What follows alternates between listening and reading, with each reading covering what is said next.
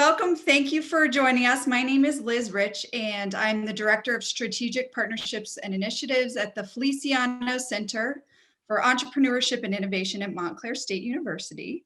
And thanks for joining us for our latest workshop that is part of our Future Founder Series, where we're having conversations like these around topics that impact entrepreneurs, whether they're established entrepreneurs, budding entrepreneurs.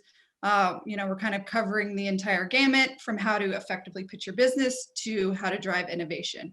So the type of conversation we're having today. So we are so excited and privileged to be joined by Iain Kerr, who is a Montclair State University instructor of innovation design. Iain is going to be talking to us about the Slow Innovation Manifesto and how we need to really radically rethink innovation to help us create some meaningful change. So without further ado, take it away. Thanks, Liz. Hey, it's great to see everybody. Just first things, I put in the chat a link to some notes on the manifesto. So if you could either look at that now, you could look at that later.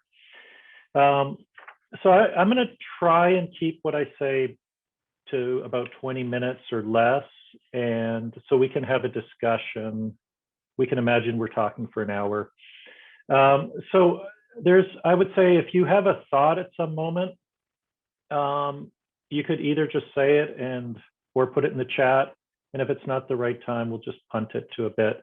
But some way of keeping it free flowing would be really great.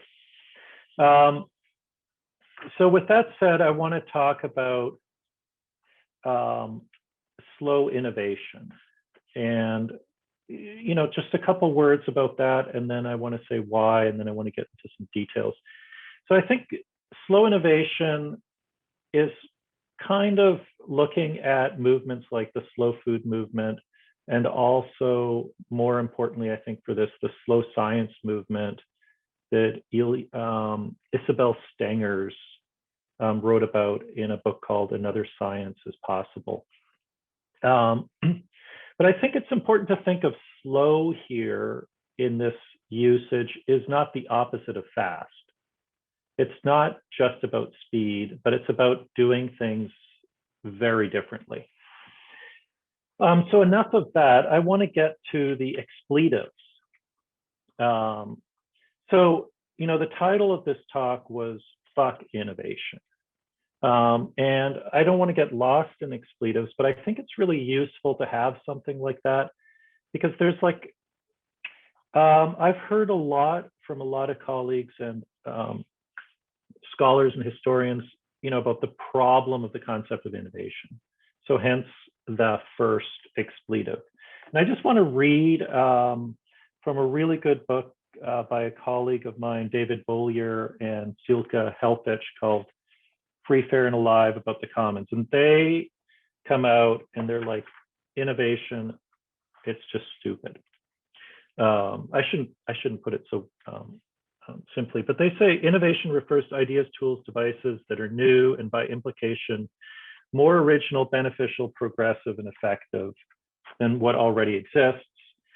The so-called disruptive force of innovation in society, markets, is celebrated, although the change is often negligible, antisocial, ecologically harmful.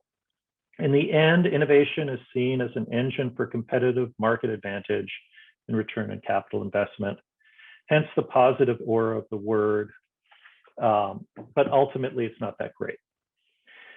So there's often, and I think this is true, a lot of what we see as innovation is just making a new Coca-Cola product, and it's trivial, it's widgets, it's pointless. We're not really asking the question, like, why are we doing this? What's the real issue? What's at stake? And I think that's really important. And that's kind of what we want to get to today. But there's a second, there's two ways I see people answering this question. And one is to say, okay, well, innovation's bad, but what about creativity? We need creativity.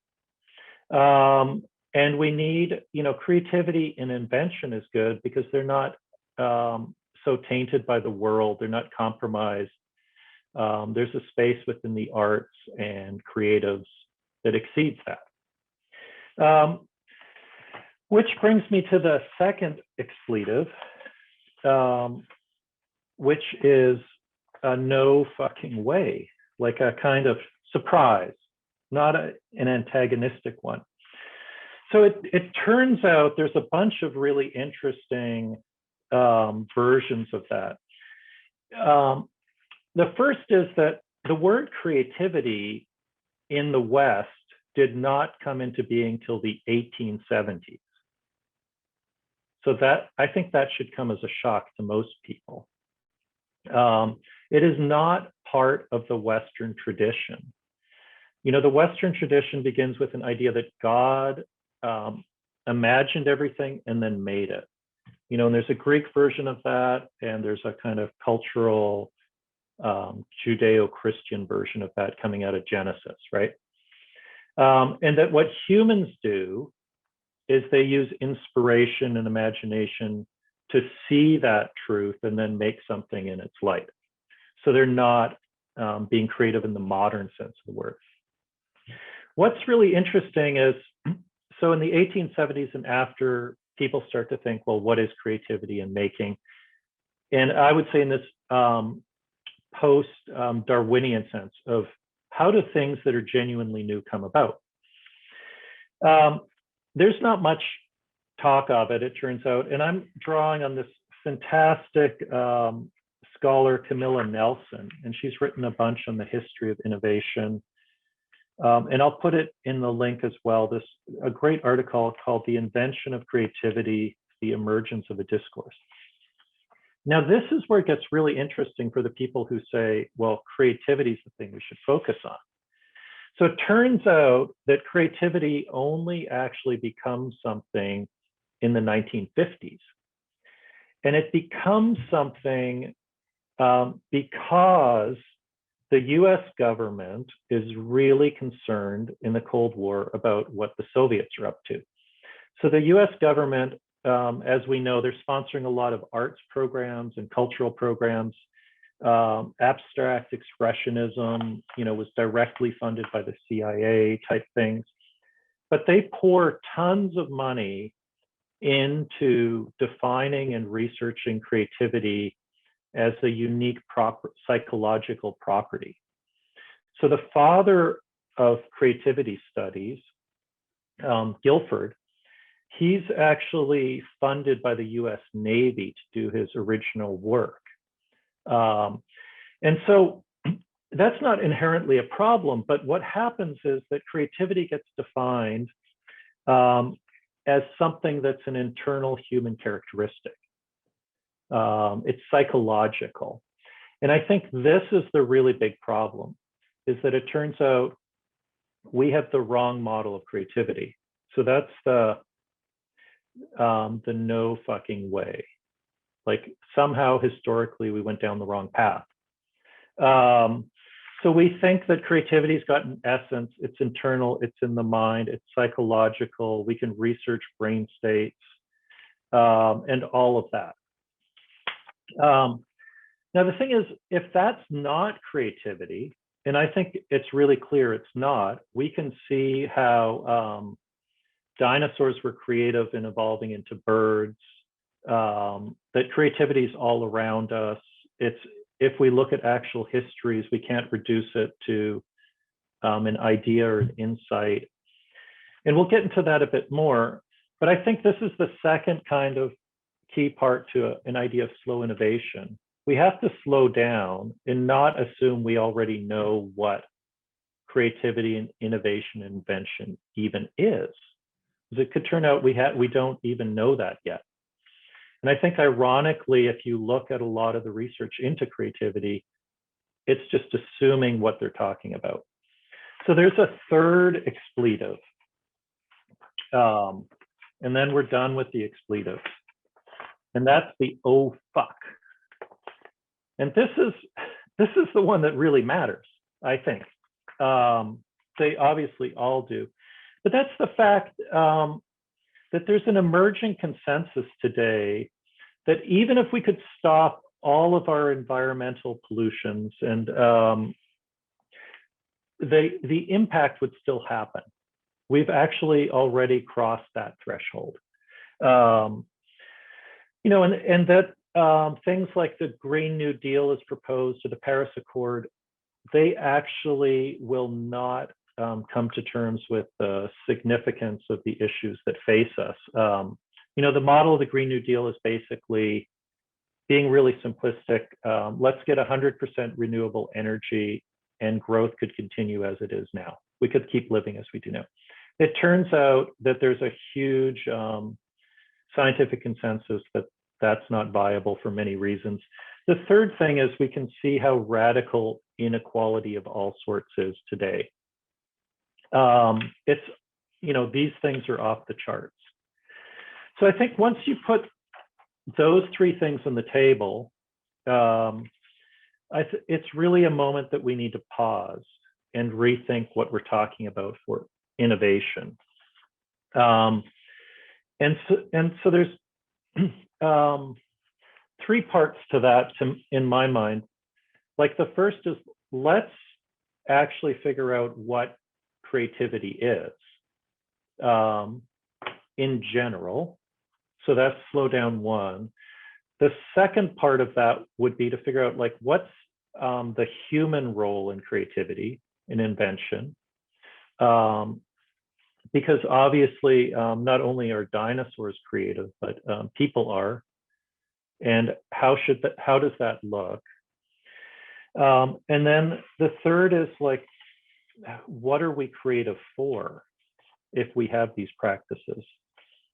So I want to pause at that and open it up just to start a discussion. And then I'm going to add some things to these areas as we start talking.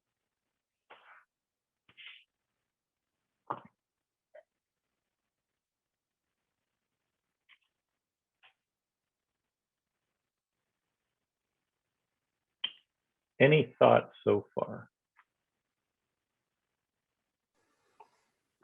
So Iain, how, if we're examining what creativity and innovation truly are, right, and we're slowing down to examine it, how do we begin?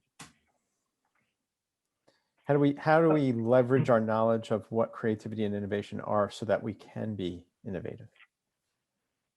So I think the first slowing down, and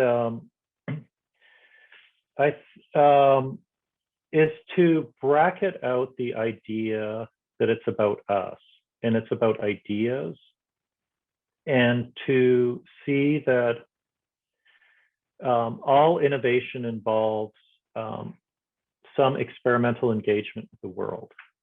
You know, so to me, that would be the first thing. The second important thing in slowing down is to see that innovation is not problem solving, but like behind a problem is a way of thinking about an issue, and behind that is like an infrastructure of how it's engaged, and we'd call that something like a world. So that if we're really talking about innovation or change making, we're talking about some type of world making. So we're talking about a much more experimental, engaged practice with a focus on world making as, I think, the two components to start to answer that question, Jason.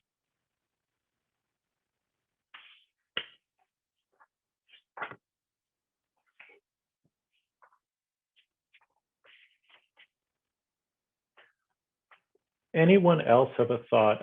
I mean, to me, I think does it come as a surprise to people that the Western tradition has no place for innovation or creativity?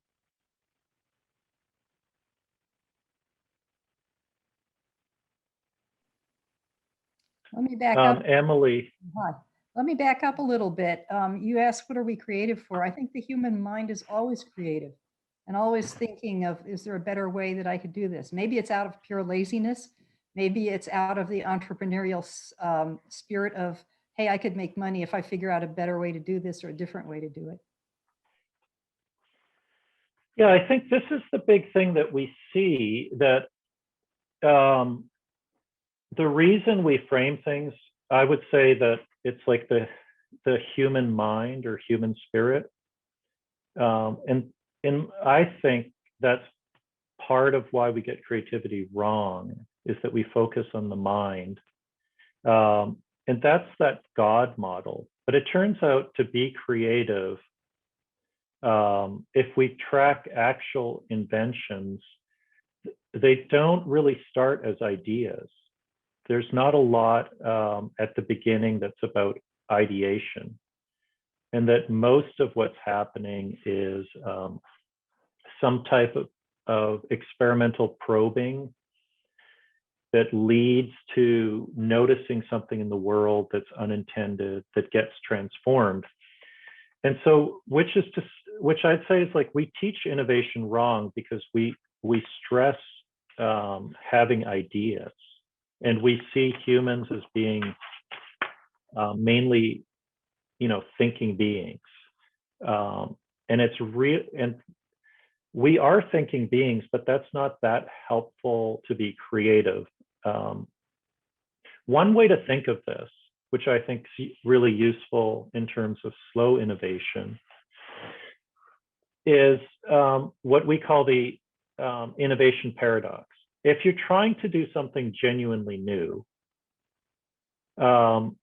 you cannot think it, because the new exceeds any existing concept or any existing idea. And so when we start thinking, and when we start brainstorming, and we start ideating, we're relying on existing concepts, in existing ways of thinking and patterns.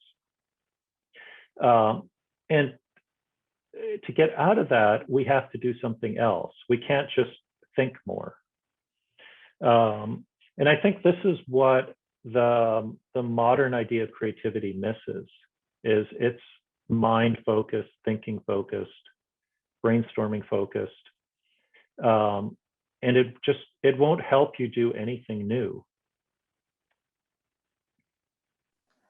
Iain, how do you suggest, and maybe I missed this somewhere, and I apologize if I did, how do you suggest teaching innovation? You said that we're doing it wrong.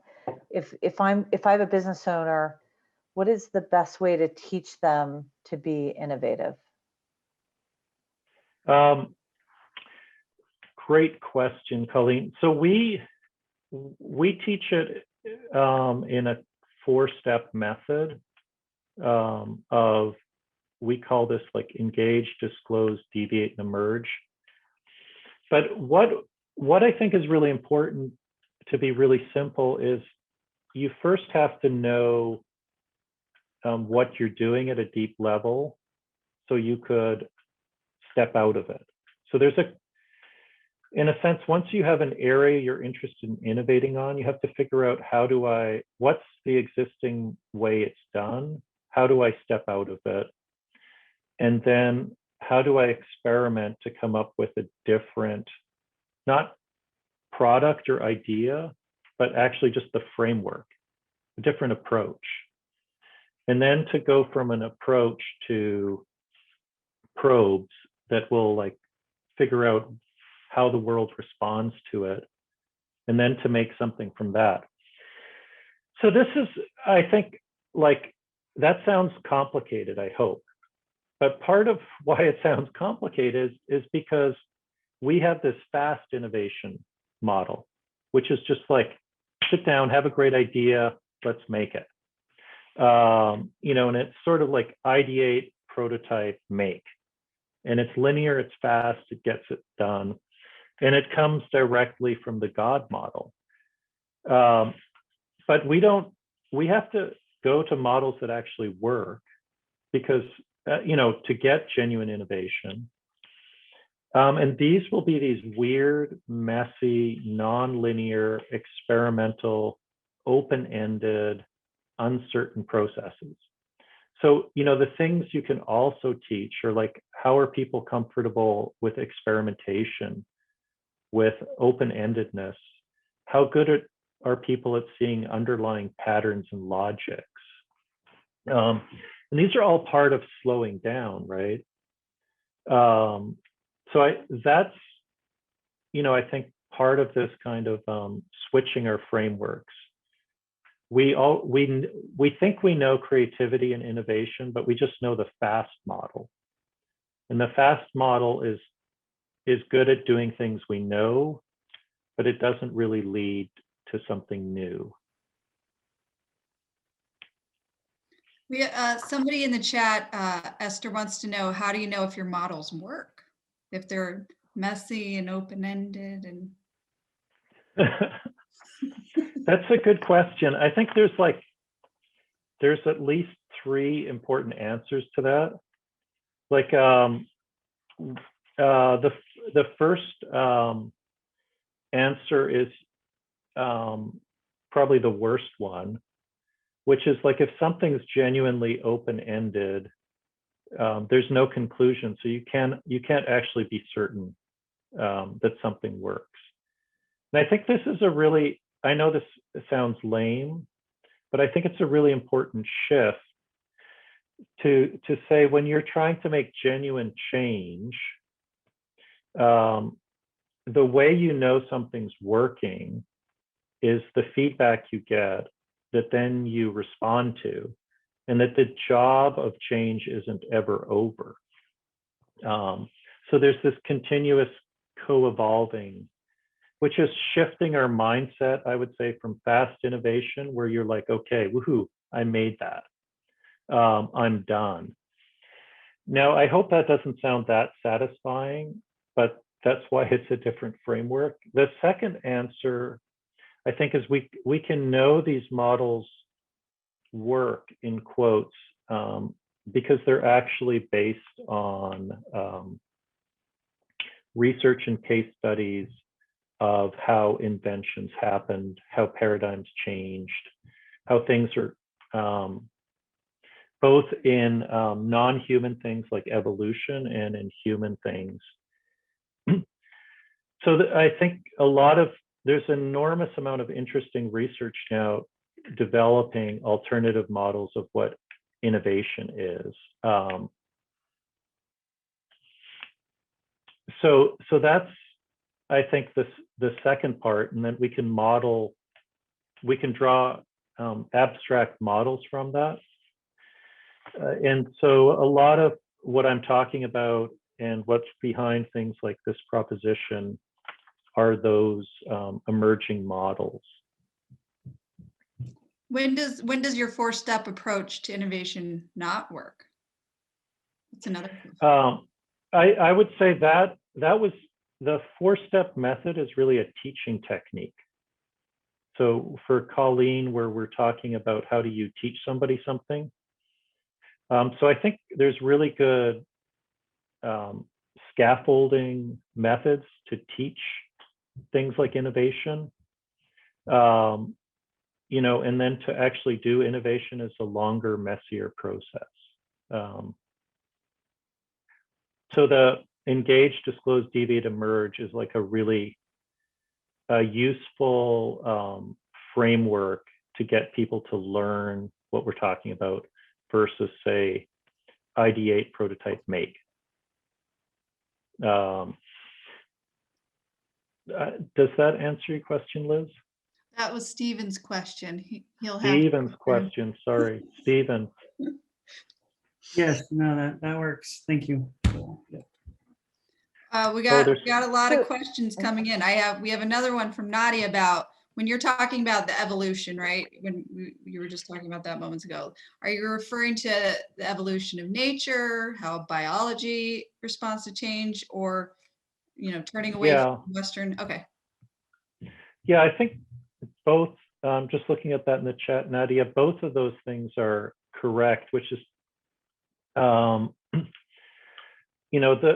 individualistic model, the idea-centered individual model, and then looking at evolution. There's really interesting research. Stephen Jay Gould wrote extensively about this concept of exaptation, which is how all evolutionary change involves co-opting something unintended. So the bird, feathers didn't emerge for flight, their current usage, but they emerged for something entirely different. And they were co-opted, and then they're co-opted again and again. So looking at those processes and abstracting them and then turning them into techniques that can be used by people has become a whole, space of innovation learning, which is really interesting. So Judy is asking, should innovation be more scientific, like scientific experimentation? I think yes, but I would say, Judy, that the model of hypothesis generation. So this is a much bigger slow innovation question too. It turns out science doesn't actually work through hypothesis generation and disproving. Like that was an early model of what people thought was happening in science. But this is where, again, it's really interesting to look at how paradigms shift in science, and that it's not through hypothesis generation, but it's really, to be simplistic, and this gets back to what we were talking about with slow innovation, that you're generating a framework and a paradigm. So change happens in science by looking at various things that don't fit models, and then proposing alternative frameworks that can't be proven true. So you can't disprove them or prove them at the time, but they become exemplary and fruitful. And so people pursue them, and then they turn into something later or not. So this is like the work of Thomas Kuhn, super interesting, really useful. And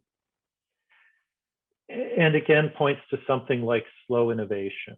Like we should be spending more time thinking about what's a better paradigm, what's a better framework, what's a more interesting mode of being alive, rather than starting by problem solving and other models of fast innovation.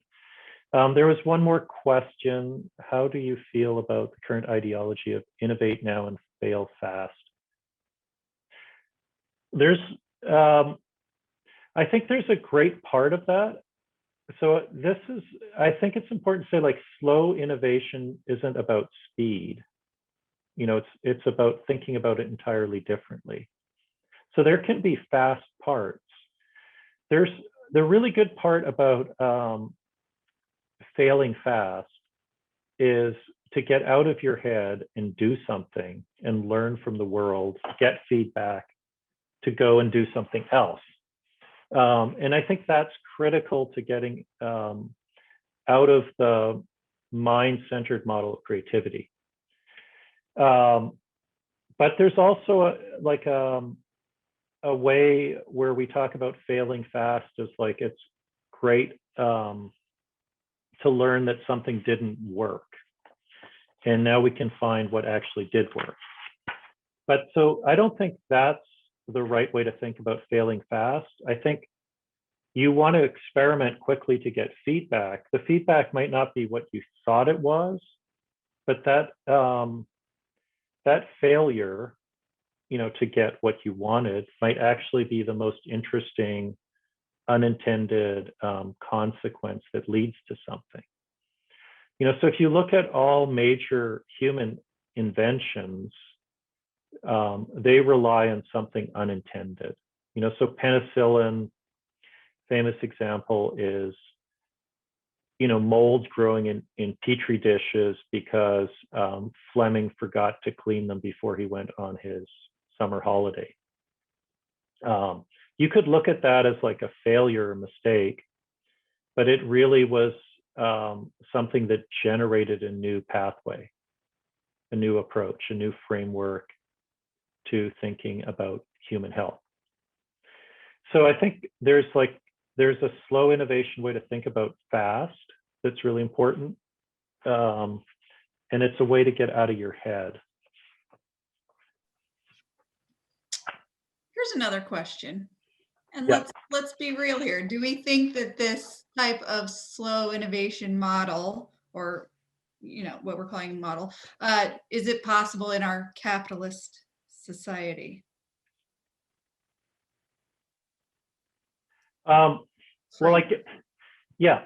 So I would just say that the first answer is all actual creativity is some form of slow creativity, which is to say the historical Western model of you have an idea and you make it real is just not true, which is like a factual argument. Sadly, we teach it, and most of us think that way. I would say we all do, like myself included, most of the time, till we catch ourselves and slow down. So I think, yes, it's possible because that's the only way anything actually happens that's new. Nothing's actually ever happened through thinking and making it so. But that's an argument, that we could then research. I think there's enough evidence to show that that's the case, and that we're just simply using the wrong paradigm to approach the topic of creativity. But the bigger ethical question is we have to think, and this is where I've mixed up my pages here, but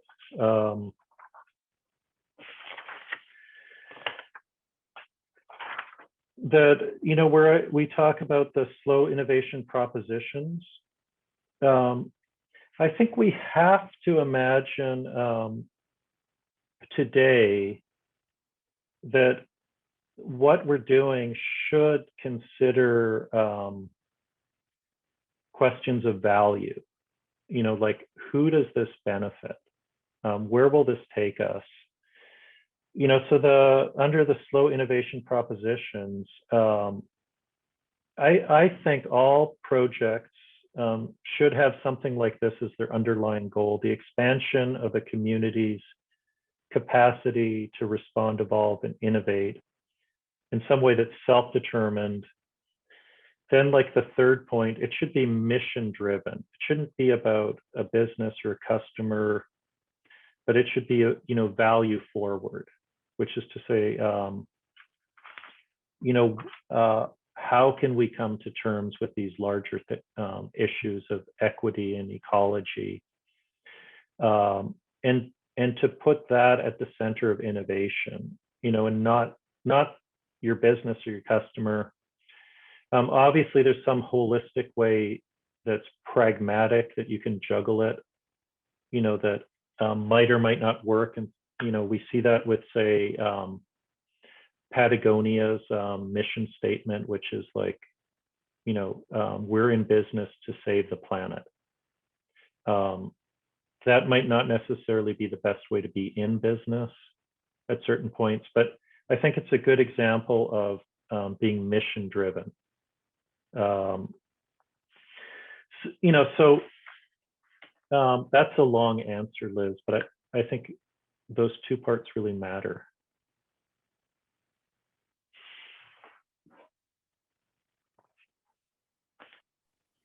That's an interesting point, because we're also conditioned to assume the customer is always right and do what they want. I think so. And I mean, again, that's what I would call fast innovation, where you're already, the model is you've already you're already thinking about the answer. You've already gone to the conclusion, but you haven't stopped and said, well, like, why are we doing this? What's really going on? How should we approach this question? Which are in a way moves to go backwards before you go forwards. And I think we're all conditioned to like go forward. And that's the model of how we teach, which is like where we pose questions and students should jump to answers rather than like question the question. The pause button isn't really part of our practice.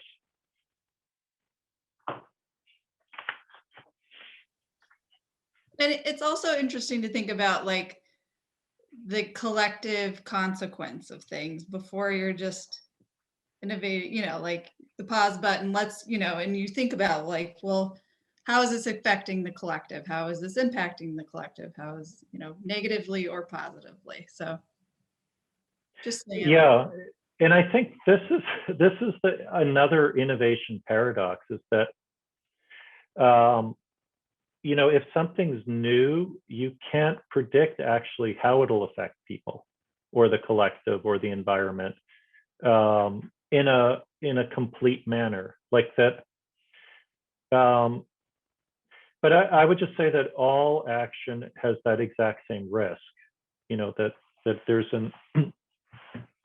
we live in a highly dynamic, chaotic, emergent reality where we pretend we can already know what will happen.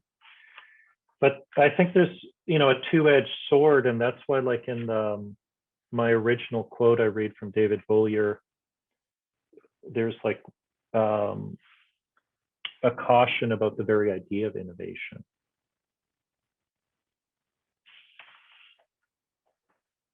All right, I want any other thoughts at this point? Hey, Aaron, it's Dennis.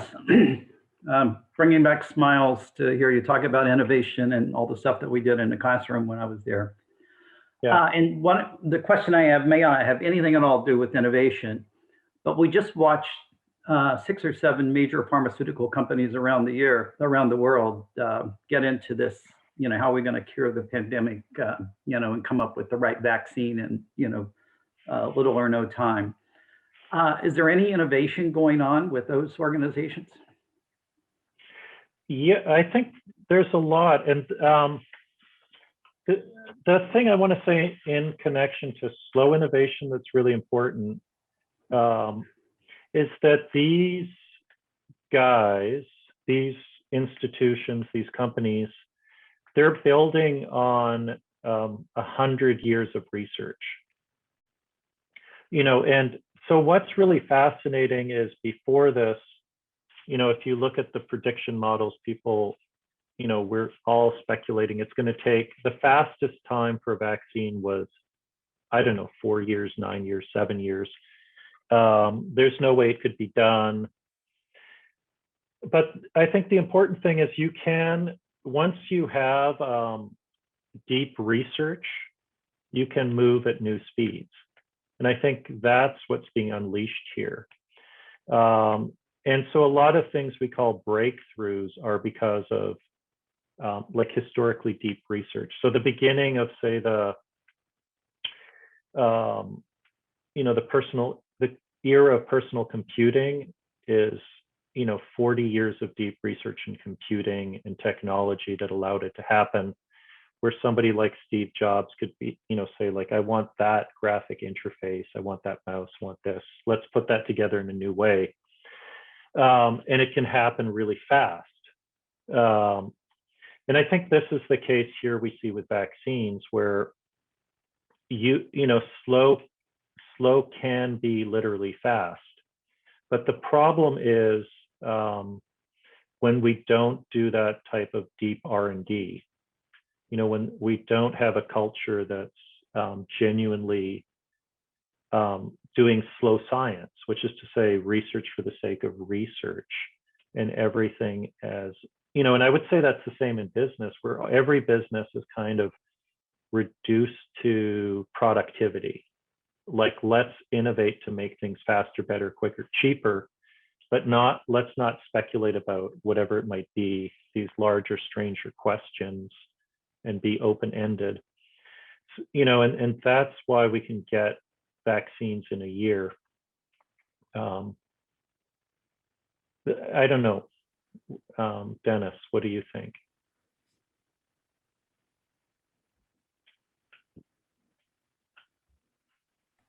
Have to unmute, sorry. No, that's my thought as well. It's the deep research that was done that allowed them to, their scientists to come to the table with a whole lot of, what they've learned and what succeeded in their work and what failed in their work. And I think that body of knowledge, certainly helped them with speed. Yeah, and I think that's part of, this shift to, say, resilience models over other forms of models, like to think of resilience allows you to be adaptable in an open-ended ways to lots of things. And to do that, you can't be optimized.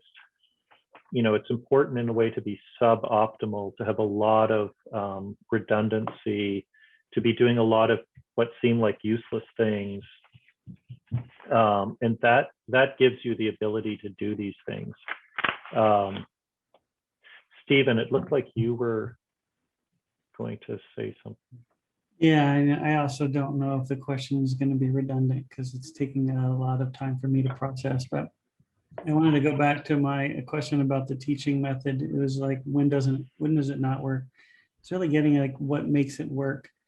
You said deep knowledge.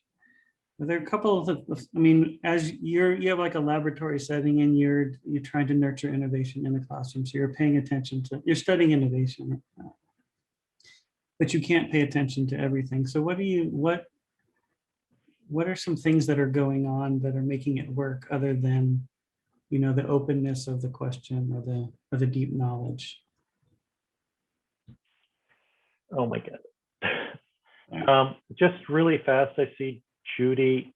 I'm not forgetting your question, Stephen. Judy says that we don't know the long-term negative repercussions. It's very true. We have to gamble some way. I think, Stephen, we're trying to, in a way, to do creativity or innovation or change, like from a slow framework, is about ultimately building ecosystems, and then, and ecosystems are networks and processes, that aren't necessarily goal driven, but they're just, in this case, keeping a space. This is going to sound mystical, but keeping a space for change possible. And I think that is like in the document, especially on the second to last page, where it says propositions for slow innovation. Where creativity, and then there's 23 things. Again, if we're really talking about moving away from like fast and linear innovation, there's always going to be a long list. And so it can sound like, oh, we're just complicating things. But I think that's important. And it's also pragmatic. But, to think, to answer your question, it's like we have to think of it as a worldly event. It's not something happening in a head. It's not just humans. And this is a really pragmatic thing. Like when we're creative, we're connecting to materials, ideas, practices, processes. So let's like pay attention to that. We're attuning ourselves, which is a fancy word for listening, to what's actually going on, like where we can notice difference. So I think a lot of what we try to do, what Dennis was alluding to by our lab with Jason, is like teach people to slow down enough that they actually notice when something odd happens in the system, rather than what they ideated or planned. But part of noticing is like allowing it to happen again or build, or, and that's the real difficulty. And that's why, for example, like penicillin took another 30 years to become real. How do you stabilize a difference? So that's what a lot of these concepts are about, is, building the space and the network for that. And I think you see that in various ways in really interesting research communities, in labs and institutions around the world. They are consciously trying to produce these conditions. If I could add something, Dennis and Yeah. Iain, to your conversation about the pharmaceutical companies. Being with Small Business USA, I probably had no business. It's very shocking that I had this opportunity to be on this call, but very, very early in the pandemic, I was involved in a global pharmaceutical call with several different pharmaceutical companies when they were talking very early about this vaccine. And the level of innovation and strategy that they took was mind-blowing to me, because they collectively said, hey, two that jumped out at me were Pfizer and Johnson & Johnson were the best at creating vaccines. And so the pharmaceutical company as a whole said, we need to invest in their innovation. This is a world problem. This is not a company problem. And collectively they said, hey, we're not good at this, but we might be BMS, but we're going to lend resources to companies who are really good at it and the innovation. And it was really it was one of the most moving moments, because we always kind of hear about pharmaceutical companies being these giants, and kind of, it was not about profit. And I think when I look at the innovation of these vaccines, it was finding out who was best and working outside of our silos to bring together the greatest minds to create this as fast as we could. And there were some, like this Pfizer and I forgot the name of the other company, Moderna. They had been working, to your point, on this process, this new process for a vaccine for years.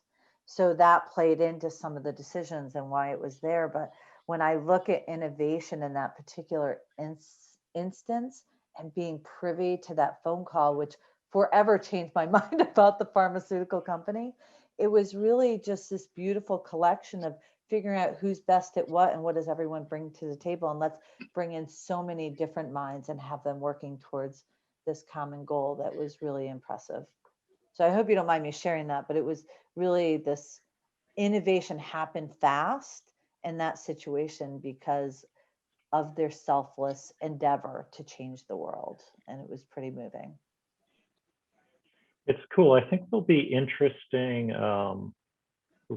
historical research written on, obviously, the whole of the COVID moment, but thinking about how these things happened and evolved, which is really interesting. Anthony, you got a question, like, so what context would you be applying a nonlinear approach? Because it sounds like you wouldn't use these to attempt on something specific. Yeah, I guess I would say there's so much to unpack in that question, which is really great. I would question the very idea that we can or should, imagine we address things specifically. It's like what we mean by the concept of specific. Like, here's a really good example. Right now, I'm sitting on a chair. It sucks. I have and I can identify specifically how it sucks. Like, my back's not supported. Whatever. You guys are all probably having a similar problem, quite possibly. And so we could think of this as something we could address directly, and I could just grab a pillow, or I could innovate lumbar support and sell it for money for a couple months. but am I really understanding what the underlying issue is? You know, and I think there it's like, well, the underlying issue is probably, we have to bracket out the very idea of maybe like that we would solve it by thinking of chairs whatsoever, you know, and so you see things today like standing desks, balance boards, whatever.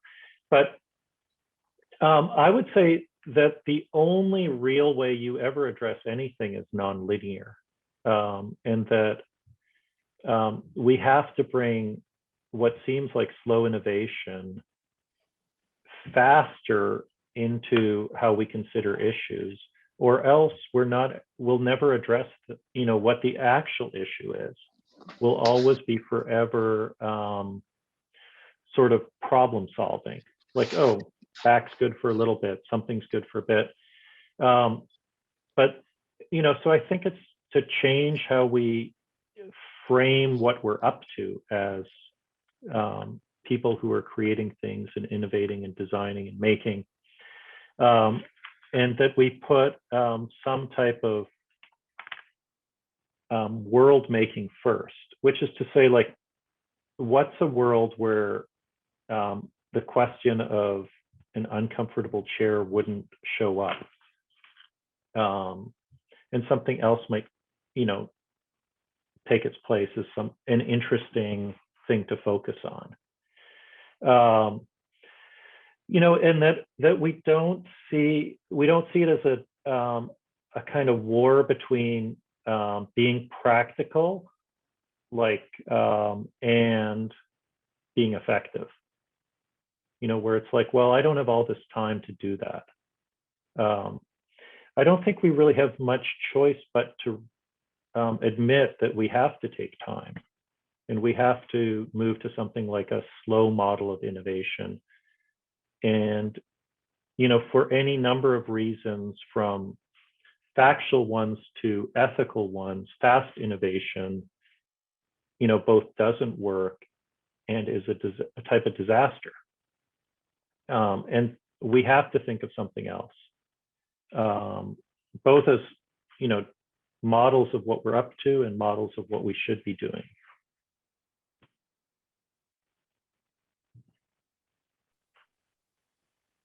We have a question in the chat from Esther. Do you see that about? Yeah, I see that. Thinking of Bell Labs. Yeah, I was thinking when I was talking earlier, Esther, about the Bell Labs model, and there's, you know, a lot of people have researched that. And we actually have visited Bell Labs as part of how we teach our students innovation, and spent, you know, our students spend, in one program, they spend the whole day with people at Bell Labs to understand it. I think, so it's like setting up the right, as you're saying, interactions that are unintended, cross-pollinating between various research teams. You know, they talk of their model as being future backwards, like that it's not problem forward, like issue driven, but it's future paradigm backwards, which is another way of what I would call world making, you know, in the document, that is really important. You know, and I think really stupid things are critical to like Bell Labs success, like having just one giant lunchroom. You know, so people could at lunch go from table to table to table and talk to somebody. And there's famous examples of like von Neumann.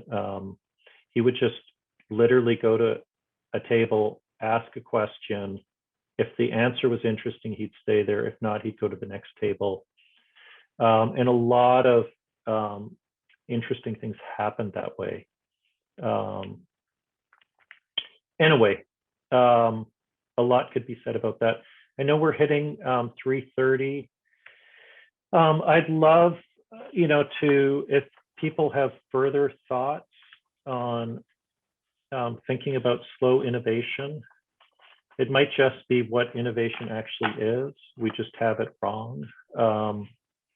Would be great you could just email me.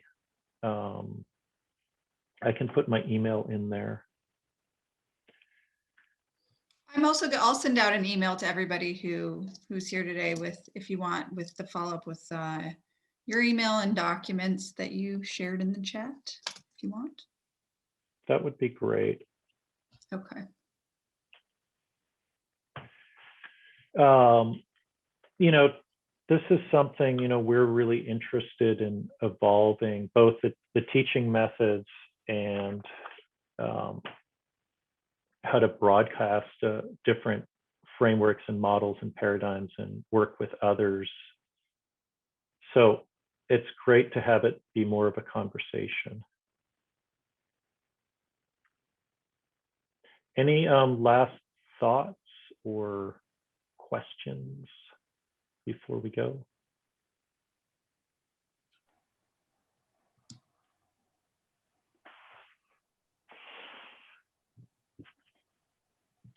Well, Thank it's really you, Iain. wonderful. Nice job, Yeah. actually. Sorry, but you know, lots of food for thought there. You know, I think it was kind of great to get those juices jangling, and you spearheaded and led that. So thank you.